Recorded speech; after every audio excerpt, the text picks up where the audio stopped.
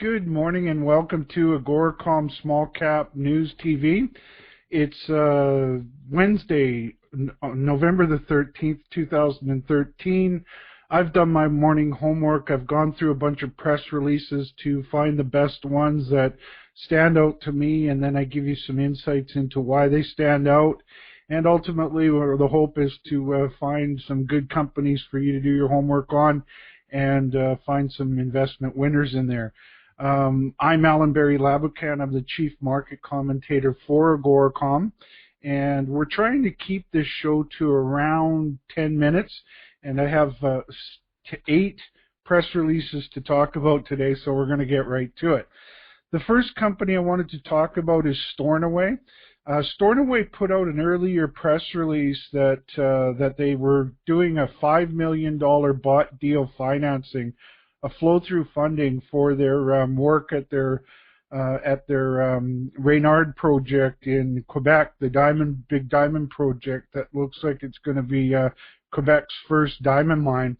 And then they had a second news release out that they've increased that bought deal financing to $8.74 million. So obviously there's a lot of demand for that financing, and it's a good sign. There's some good people getting involved with that.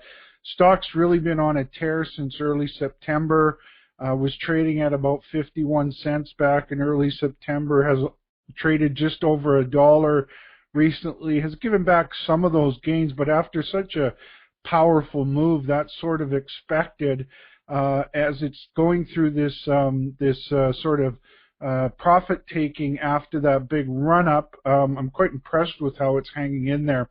So that's what's going on with Stornoway. Their stock symbol is SWY, and they trade on the Toronto Stock Exchange. The next company is Kootenay Silver. Kootenay Silver had some drill results out from their Promontorio silver project, which is in Sonora, Mexico. They had some very good drilling highlights in there. One of the holes returned 218 grams per ton silver equivalent over 45 meters. That works out to 107 grams per ton of silver, 0.99 grams per ton of gold, and 2.83% of lead and zinc. Included in there was a higher grade interval of 415 grams per ton silver equivalent over 22 meters. There was another hole of 152 grams per ton silver equivalent over 49 meters. So it's got a good mix of silver, gold, and lead and zinc in that project. Now just grabbing their stocks. Sorry, I'm getting to their stock here. I just closed it down. Kootenay, I gotta bring it back up here. Just give me a second. Kootenay Gold. There it is. It's up. Kootenay Silver, sorry. It's up to 79 cents. It's up a nickel today. It's been a sort of a patchy trader for quite some time now. That's kind of surprising for a project of this quality. Recently, in late October, it sort of broke out. But again, it's sort of on the patchy kind of trading.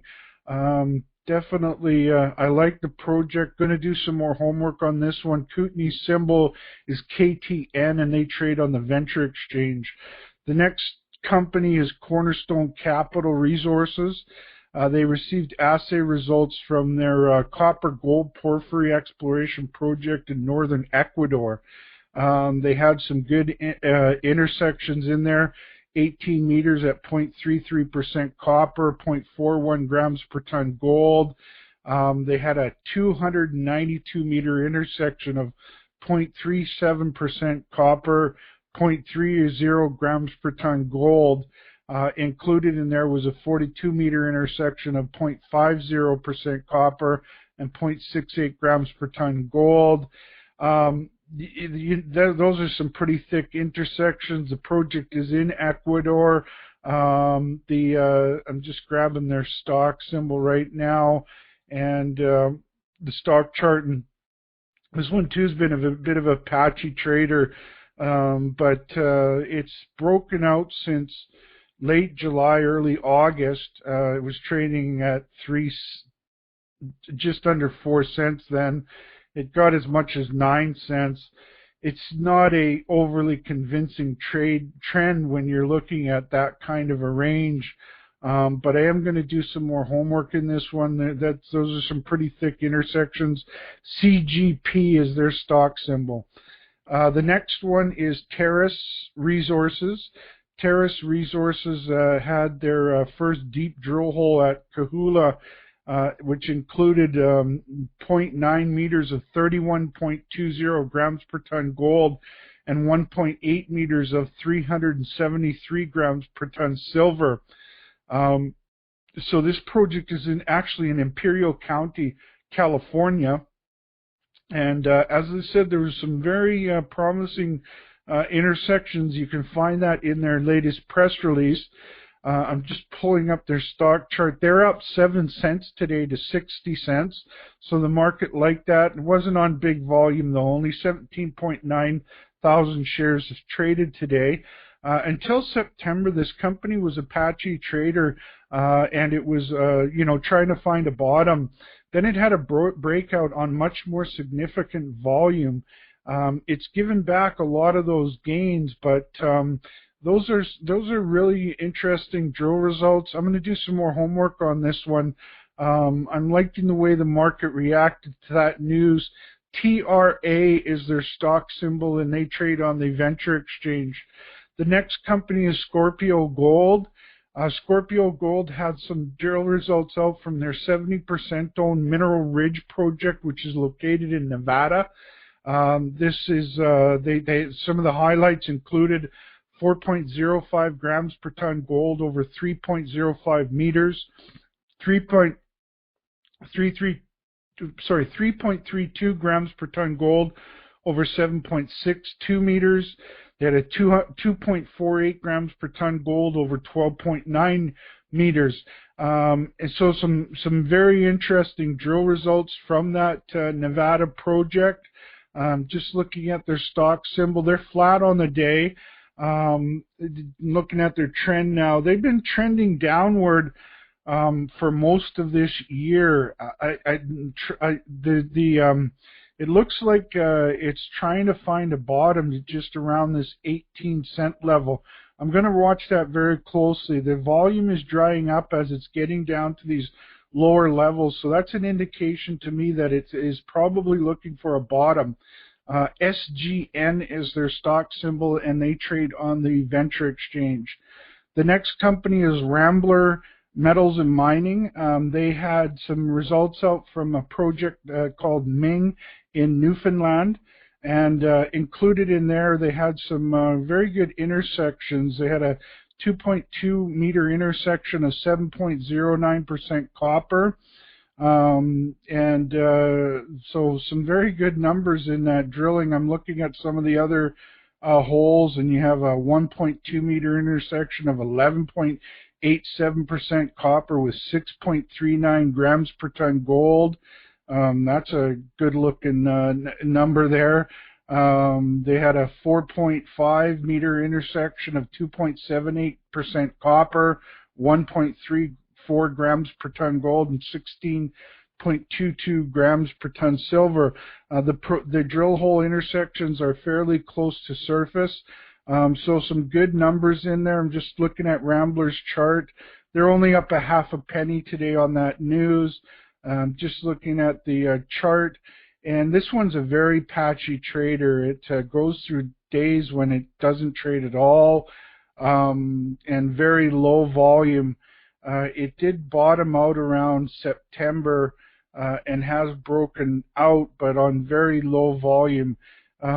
This one looks like it needs to have some improvement in their audience building. But RAB is their stock symbol. They trade on the Venture Exchange, and those are some very interesting results. I'm definitely going to do some more homework on that one. Next company is Kirkland Lake. Kirkland Lake Gold. They put their Q2 quarterly report out. In it, they talked about they processed 105,000 tons They produced 34,935 ounces of gold. They're getting some good numbers out there. They've been increasing their ore tonnage quarterly, and production is accelerating over the second half of the fiscal year. To date, they've produced 65,113 ounces. They're talking about production to come in line in their guidance of 150 to 180,000 ounces of gold. So some very significant gold production there. The stock, the market seemed to like that news today. They're up 7 cents to $3.37.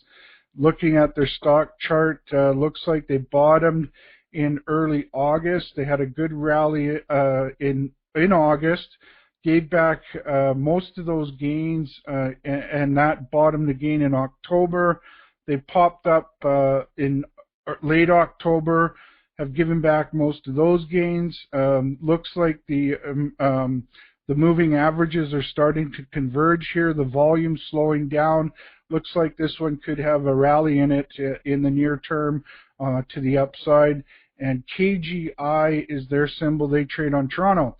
And the final company today is U.S. Oil Sands. U.S. Oil Sands is a new company I've started following. What caught my attention was that there was some big players getting involved with this company, and they put $81 million into the company, and it's a Utah oil sands play. And this $81 million will move them ahead with their project.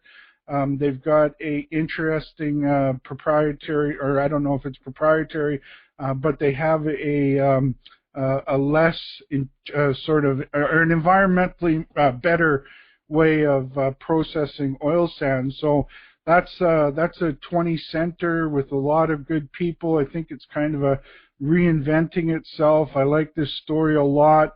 The stock had bottomed in September. It was Apache Trader. That was right when the announcement came out that these new people were getting involved.